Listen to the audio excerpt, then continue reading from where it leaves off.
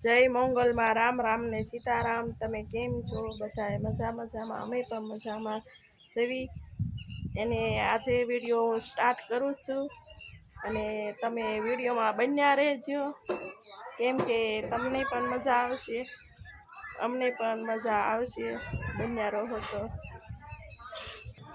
આપણે આયુષ્ય બેટ દડો રમવા આવ્યો તો પાછો નીચે રહી ગયો છે ને આ ટિફિન કરતા આપણે નાસ્તામાં બનાવી હતી રોટલી। ઠંડી રોટલી તો કોઈ ન ખાય એટલે આપણે રોટલીનો પુલાવ ભાત બનાવી નાખશું અને ઉત્તપમ બનાવી નાખશું, એટલે જેને જે ખાવું હોય એ ખાય આપણે એને। હવે આપણે રવાનો લોટ લઈ લઈશું।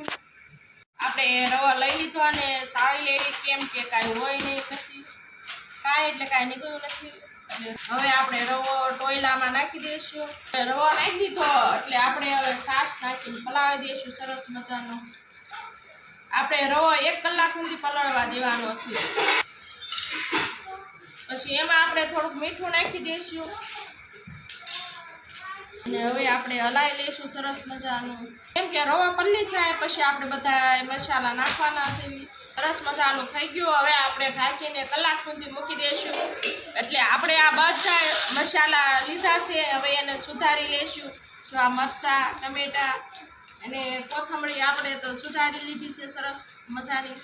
આપણે ઉત્તપમ હાટું બધા સંભારા સુધારી લીધા છે, ટમેટા, ડુંગળી અને લીલા મરચાં। અને આપણે આ ટાઢી રોટલી સવારની હતી, હવે આપણે એને પેલા પુલાવ બનાવી નાખી અને કે આપણો રવો પલળી જાય એટલે પછી રોટલી વઘાર પુલાવ થઈ જાય એટલે આપણે પછી ઉત્તપમ બનાવશું। એને આપણે આ રોટલીને છે આવી રીતના સૂરમાં બનાવી નાખવાનું છે સરસ મજાનું। હવે આપણે ગેસ સળગાવી દીધો અને આપણે લોહી મૂકી દીધું છે। હવે એમાં આપણે 3 પાવડા જેટલું તેલ નાખશું। એને આ સરસ મજાનું આપણે સૂરમો કરી નાખ્યું છે। એમાં આપણે જો એટલે મીઠા લીમડાના પાન, ફોદીનાના પાન લીધા, ડુંગળી, મરચાં અને ટમેટા લઈ લીધું છે, મીઠું આપણે મીઠું નાખી દીધું અને હવે ધાણા જીરું નાખશું અને હળદર નાખશું। તેલ આવી ગયું છે એટલે રાઈ નાખી દઈશું।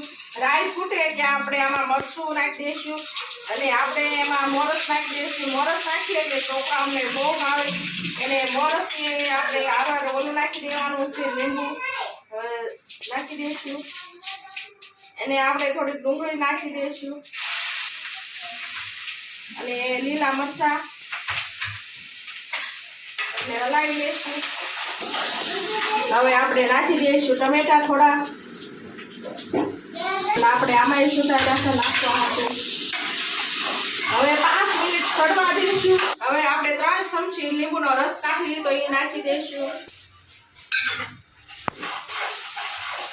હવે આપણે આ બધો મસાલો નાખી દઈશું। હવે આપણે રોટલીનું સૂરમું નાખી દીધું છે। હવે સરસ મસ્ત મિશ્રણ થાય એવી રીતના આપણે હલાવી લઈશું। અને રોટલીના પુલાવ ખાવા જેવા હોય છે, બહુ મસ્ત બને। અને નાના છોકરાને ખાવું ભાવતું ન હોય ને તો તમે બનાવી દો રોટલીના પુલાવ ભાત, એટલે શાકની જરૂર પણ નહીં પડે અને બહુ મજા આવે ખાવાની। હવે 5 મિનિટ ચડી જાય એટલે આપણે કોથમરી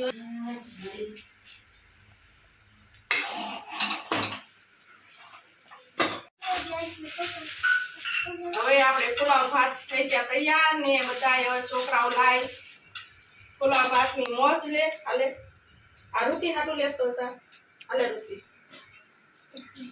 હવે લાય મોજ લઈ લે કે આપણે ઉત્તપમ તૈયાર કરી નાખી, મસાલો બધા ખાય। હવે આમાં મસાલો નાખશું એટલે આ ટોયલામાં કાંઈ હામ છે નહીં એટલે આપણે ફેરવી નાખ્યું બીજા પાત્રમાં। હવે એમાં મરચાં નાખશું, આપણે ડુંગળી નાખશું, ટમેટા નાખશું અને કોથમરી નાખશું અને હળદર નાખશું અને સ્વાદ અનુસાર મીઠું નાખશું આપણે। હવે સરસ મસાલાનું મિશ્રણ આપણે હલાવી લેવાનું છે। એને આ ખાટું થાય એ માટે લીંબુ નાખી દઈશું એટલે આપણો ઉત્તપમ બહુ સરસ થાય। જો મસાલો કેટલો સરસ મજાનો લાગે અંદર। આપણે તેલ ગરમ થઈ ગયું છે એટલે રાઈ નાખી દઈશું। રાઈ નાખી દઈશું એટલે આપણે આખું જીરું ને વઘાણી નાખી દઈશું બંને ફૂટી જાય એટલે આપણે વઘાર કરી નાખશું. હવે આપણું મિશ્રણ થઈ ગયું છે ઉત્તપમનું. સરસ મજાનો મસાલો નાખી એને હવે આપણે બનાવવાની શરૂઆત કરી દઈશું. આપણે લોયું લઈ લીધું છે, તવી લોઢી લઈ લીધી છે. હવે એમાં તેલ નાખી દો અને હવે ચૂલા પર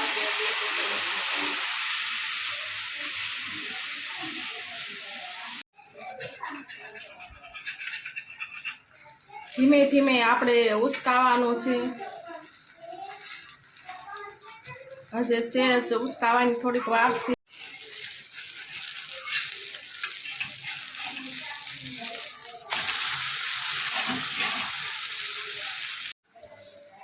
આપણે સરસ મજાનો ઉત્તપમ સડવા આવ્યો છે.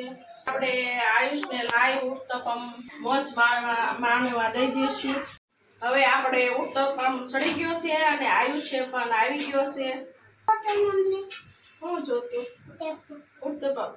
આયુષ ઉત્તપમની મોજ લે છે ગરમ ગરમ. કા